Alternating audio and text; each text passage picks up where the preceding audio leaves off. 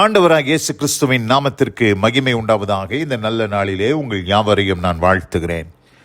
இந்த நாளின் தியானத்திற்கென்று தெரிந்து கொள்ளப்பட்ட வேத பகுதி 2 நாளாகமம் 16 அதிகாரம் 9 வசனம். 2 Chronicles chapter 16 verse 9. தம்மை பற்றி உத்தம இருதயத்தோடு இருக்கிறவர்களுக்கு தம்முடைய வல்லமையை விளங்க பண்ணும்படி கர்த்தருடைய கண்கள் பூமி எங்கும் உலாவிக் கொண்டிருக்கிறது. இந்த விஷயத்தில் மதி இல்லாதவராய் இருந்தீர், ஆகையால் இது முதற்கொண்டு உமக்கு யுத்தங்கள் நேரிடும் என்றான். ஆமென். பிரியமானவர்களே, இந்த வார்த்தைகள் யார் உரைத்தது, யாரிடத்திலே சொல்லப்பட்ட வார்த்தைகள் என்று நாம் பார்க்கும் பொழுது, ஞான திருஷ்டிக்காரனாகிய அனானி என்கிற தேவ மனுஷன் யூதாவின் ராஜாவாகிய ஆசாவினிடத்தில் வந்து அவனை நோக்கி இந்த வார்த்தைகளை சொல்லுகிறார். என்ன சொல்லுகிறார்? தம்மை பற்றி, அதாவது தேவனை பற்றி யாரெல்லாம் உத்தம இருதயத்தோடு இருந்தாங்களோ அவங்களுக்கு எல்லாருக்கும் ஆண்டவர் அவருடைய வல்லமையை, சர்வ வல்லமையை விளங்க பண்ணுவதற்காகவே அவருடைய கண்கள் பூமி எங்கும் உலாவி கொண்டு இருக்கிறதாம். பூமி எங்கும் the eyes of the Father runs to and fro.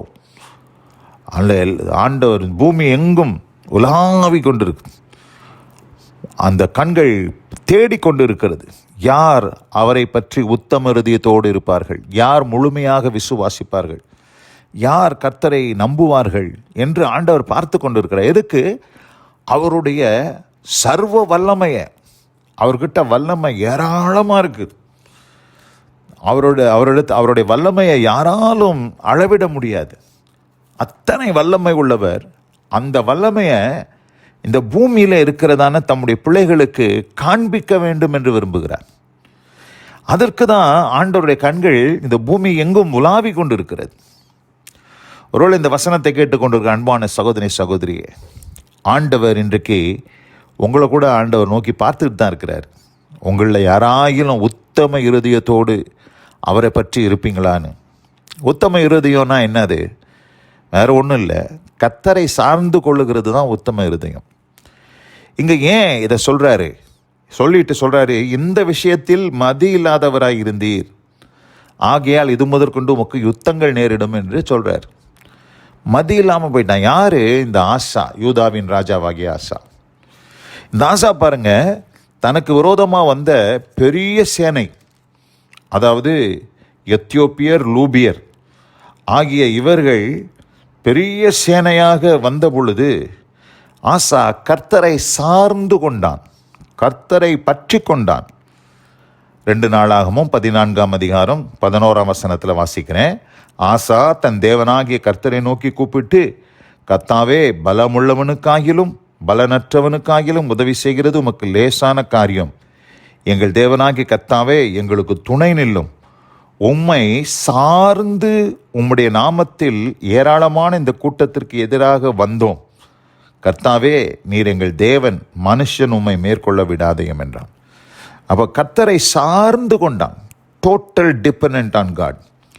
முற்றிலுமாக அதுதான் உத்தம இருதயம்.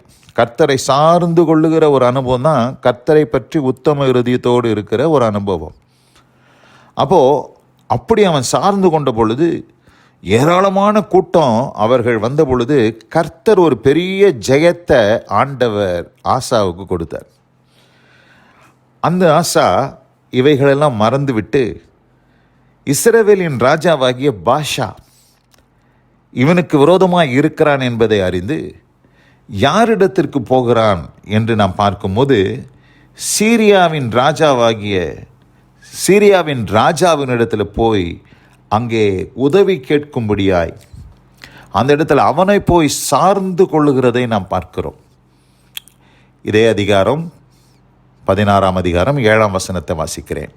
அக்காலத்திலே ஞான திருஷ்டிக்காரனாகிய அனானி யூதாவின் ராஜாவாகிய ஆசாவினிடத்தில் வந்து அவனை நோக்கி, நீர் உம்முடைய தேவனாகிய கர்த்தரை சார்ந்து கொள்ளாமல் சீரியாவின் ராஜாவை சார்ந்து கொண்டபடியினாலே சீரிய ராஜாவின் இராணுவம் உமது கைக்கு தப்பி போயிற்று.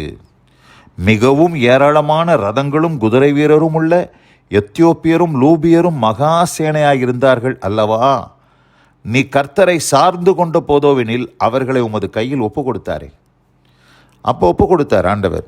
ஏன்னா கர்த்தரை பற்றி உத்தம இருதயத்தோடு ஆசா இருந்தான். அவருடைய கண்கள் ஆசாவை நோக்கி பார்த்தது. என்னை பற்றி உத்தம இருதயத்தோடு இருக்கிறான், என்னை முற்றிலும் சார்ந்து கொண்டு இருக்கிறான், மனுஷனை நம்பலை, அதனால் இவனுக்கு என்னுடைய வல்லமையை நான் விளங்க பண்ணுவேன்னு சொல்லி ஆண்டவர் அவருடைய வல்லமையை விளங்க பண்ணினார். அவருடைய கண்கள் பூமி எங்கும் உலாவி கொண்டு இருந்தது, ஆசாவை கண்டுபிடித்தது. ஆனால் ஆசா பாருங்க, கடைசியில் கர்த்தரை சார்ந்து கொள்ளாமல் மனுஷனை சார்ந்து கொண்ட பொழுது ஆண்டவர் வேதனைப்பட்டு சொல்கிறார், இந்த விஷயத்தில் மதி இல்லாதவராக இருந்தேன். பிரியமானவர்களே, இந்த அருமையான இந்த நல்ல நாளிலே இந்த ஆசாவை போல ஒருவேளை ஒரு சில நாட்களுக்கு முன்பாக, சில காலங்களுக்கு முன்பாக கர்த்தரையே சார்ந்து வாழ்ந்த அனுபவங்கள் ஒருவேளை உங்களுக்கு இருக்கலாம்.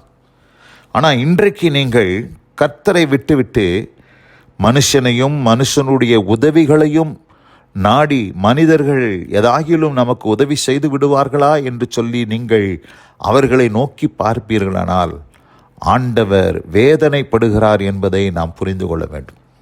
இந்த காலை வேளையில் இந்த வார்த்தைகளை கேட்டுக்கொண்டிருக்க அன்பான சகோதரி சகோதரியே, உங்களை பார்த்து ஆண்டவர் மறுபடியும் என்ன சொல்லுகிறார் என்றால், தம்மை பற்றி உத்தம இருதயத்தோடு இருக்கிறவர்களுக்கு தம்முடைய வல்லமையை விளங்க பண்ணும்படி கர்த்தருடைய கண்கள் பூமி எங்கும் உலாவி கொண்டிருக்கிறது. அவர் தேடி கொண்டிருக்கிறார். யாராகிலும் என்னை பற்றி உத்தம இருதயத்தோடு என்னையே நம்புவார்களா, என்னையே சார்ந்து கொள்வார்களா, அவர்களுக்கு என் வல்லமையை விளங்க பண்ணணும் அப்படின்னு சொல்லி தேடிட்டு இருக்கிறார். அதனால் மனுஷனை நாடுறத, மனுஷனை தேடுறத, மனுஷனை சார்ந்து கொள்றதை விட்டுட்டு கர்த்தரையே சார்ந்து கொள்ளுங்க. எந்த சூழ்நிலையாக இருந்தாலும் நீங்கள் முற்றிலுமாக ஆண்டவரை சார்ந்து கொள்ளுங்கள். நிச்சயமாக ஆசாவுக்கு நடந்த அதே அற்புதம் உங்கள் வாழ்க்கையில் நடக்கும் என்பதில் எந்த சந்தேகமில்லை. இந்த அருமையான இந்த நல்ல நாளிலே இந்த வார்த்தைகளை கேட்ட ஒவ்வொருவரையும் கர்த்தர் தாமே ஆசீர்வதித்து காப்பாராக. God bless you all. ஆமென், ஆமென். நாம் ஜெபிப்போம். எங்கள் அதிகமாய் நேசிக்கிற எங்கள் அன்பின் பரலோக பிதாவே, இந்த நல்ல நாளிலே ஆண்டவரே உம்முடைய வார்த்தைகளை தியானிக்க கிருபை செய்தீர். தம்மை பற்றி உத்தம இருதயத்தோடு இருக்கிறவர்களுக்கு தம்முடைய வல்லமையை விளங்க பண்ணும்படி கர்த்தருடைய கண்கள் பூமி எங்கும் உலாவி கொண்டு இருக்கிறது என்று சொல்லி நாங்கள் தியானிக்க கேட்டோம். ஆண்டவரே, இந்த நாளிலே உம்முடைய பிள்ளைகளை நீர் நோக்கி பார்க்கிறீர்.